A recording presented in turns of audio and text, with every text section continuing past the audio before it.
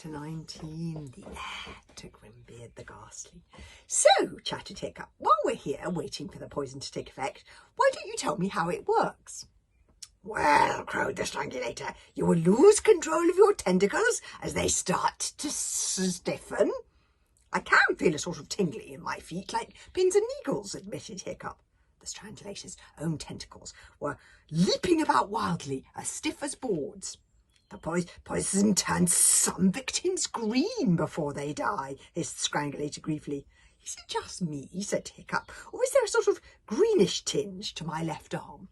There wasn't. It was as white and as freckled as ever. But a strange green cloud was building within the Strangulator's transparent body, gradually obscuring the unfortunate dragons he was digesting. And then, as the poison reaches the head, continued the Strangulator, the nervous system simply explodes. He looked at Hiccup. Hopefully, nothing seemed to be happening. That's funny, said the Strangulator. It doesn't seem to be working. Maybe some people take longer, said Hiccup reassuringly. You're looking a little peaky yourself. Maybe you should lie down. The Strangulator looked down at itself. The green cloud had now blown into every crook and cranny of its body and was now finally approaching its tiny brain. Argh! Screeched the Strangulator. The nervous system of the Strangulator simply exploded. All of its electric circuits lit up like light bulbs. It thrashed around like a mad thing, knocking out great chunks of rock from the sides of the cave and sending treasure flying through the air in all directions. Fishlegs hid himself underneath an overhanging rock in order not to be hit by the whirling coils. Toothless crawled into a crevice in the ceiling. For about a minute and a half, the Strangulator threw itself wildly off the walls of the cavern, screeching in strange, primeval, agonised shrieks. Then all of its tentacles stood out straight and stiff, and it fell to the ground. The Strangulator jerked a few more times in agony. Its tail, with a dangerous tip, lashed ferociously for a minute or two. And then all was silence in the great cavern. Huge clouds of dust gradually dispersed. Fishlegs crawled out of his hiding place. He scrambled over slimy rockfalls, slimy treasure, and even slimier coils of Strangulator, looking for Hiccup. Hiccup was dazed but alive. He'd had a tidal wave of a ride, thrown this way and that way until his teeth rattled, but the great coils of the tentacle wrapped around his body had cushioned him from any hurt. He beamed at Fishlegs and Toothless. That was one stupid monster, he said. How did you do it? How did you do it? Asked Fishlegs again and again in amazement, as he and Toothless unwound the tentacle from Hiccup's body. For answer, Hiccup lifted up his shirt, and there, wrapped around his chest, was the very tip of a tentacle, and in the gelatinous, transparent flesh of it was a giant needle puncture mark, with the green poison clearly visible, coursing underneath the skin. What Hiccup had done was to put his shirt over the end of the tentacle, while Toothless was distracting the creature. The Strangulator had so lost sensory contact with the ends of its tentacles that it did not realise that it was in fact injecting itself under the white material of Hiccup's shirt. That was very clever. That particular plan, said Fishlegs at last, required a fiendish amount of luck. It was lucky, admitted Hiccup happily, but we're alive, aren't we? Fishlegs grinned back at him, and Toothless did 3 back somersaults in the air and a congratulatory cock-a-doodle-doo! And that sword fighting, where did that come from? You've always been grim at sword fighting. Swapped hands, mumbled Hiccup, beaming but a bit embarrassed.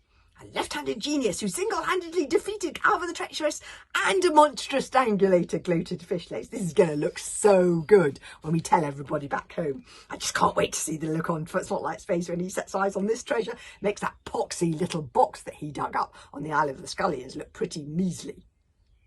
Yes, said Hiccup slowly, but we are still trapped in an inaccessible underground cavern, aren't we? We have to get out of here first. Fishlegs' face fell. So we do, he admitted. But the creature must have had some way from this cavern up to the caves in the Wild Dragon Cliff. I mean, look at those dragons in his digestive system. He must have been feeding off the dragon nursery for years.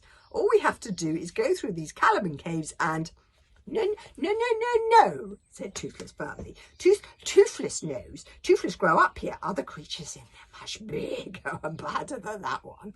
Oh, my goodness. Oh, that one was pretty bad. I'm surprised there's even worse. Okay, then, said Hiccup. We go back the way we came. Let's hope that door still opens. The door did still open. As they were opening it, Hiccup noticed a piece of paper nailed on their side of it. It was a letter.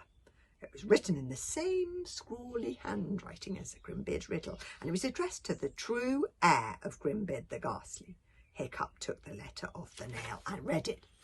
Dear heir, it said, the letter, I have had a glorious Viking life, but now I am an old man. I find I'm not so happy with my 50 years of rollicking and robbery, fighting and fresh air. I wonder if I might have run things differently. This treasure, for instance, the sagas will tell you that the stealing of it was my most magnificent moment. But since then it has been tearing my once happy band of burglars apart with greed and lust for power. That's interesting. We are just not ready to look after this treasure, so I have decided to get rid of it.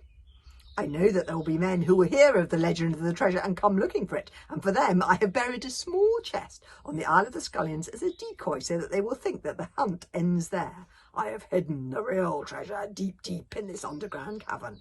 It has taken many, many months for my dragons to swim down here with it. It is guarded by water one way and the Caliban caves the other. I have placed an infant strangulator in the cavern. Oh, clever. Who shall grow in time to be a terrible guardian indeed. I dream of a time in the future when men will be able to own such beautiful and dangerous things and use them wisely. So do I. I dream of an heir who shall be a dragon whisperer, a sword fighter, a man who talks with monsters, and who will harness the power of Thor's thunder itself. This heir will come, and he will find my treasure. I give it to him freely, all of it, and he shall know what to do with it. I wish you good luck and a nice strong wind. And it's signed Grimbeard the Ghastly. And then it says, P.S. I hope you have a dragon with you. He can help you to the surface. Otherwise, I'm afraid you are done for. That's a helpful tip. Maybe Grimbeard the Ghastly wasn't so bad after all, said Hiccup slowly. There you are, said Fishlegs, who was reading over Hiccup's shoulder. He said it was your treasure to do as you like with. Hiccup sighed. He thought of the greedy look in his own father's eyes when Stoic held the storm blade. He thought of Baggy Bum and Stoic arguing over the treasure chest. Yes, said Hiccup, and I do know what to do with it. There they are looking at the letter together. Hiccup went. He picked up a piece of charcoal from the cavern floor, wrote some words on the bottom of the letter and pinned it back on the door. Still not ready, read Fishlegs. Fishlegs hurried after Hiccup, who was now looking at the cavern's exit hole to the sea, thinking hard. What do you mean, still not ready? Demanded Fishlegs. I mean, said Hiccup, that the treasure is staying right here, that this is our secret and we tell nobody. If we get out of here alive, we just say we washed up on the shore, a couple of beaches down, no mention of the existence of this cavern, nothing. You cannot be serious, said Fishlegs. We could be heroes here.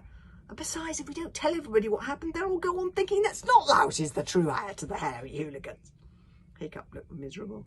I guess that's right, he said. But then if I really am the true heir, I have to do what I think is the right thing for the tribe, don't I? And this is definitely the right thing. That treasure is bad trouble. Hiccup would not change his mind. Let's just concentrate on getting back home, he said. It took Hiccup 2 or 3 hours of hard thinking to work out how to use one dragon to get himself and Fishlegs up through hundreds of feet of water and back to the surface without drowning. The solution is quite simple if you ever think of yourself in a similarly tricky situation. Well, I'm just going to leave it right there and you can think, how does Hiccup get out of the underground cavern and up to the surface?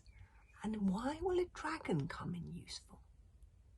You be thinking about that and I'll read you the end of How to Be a Pirate tomorrow. Thank you.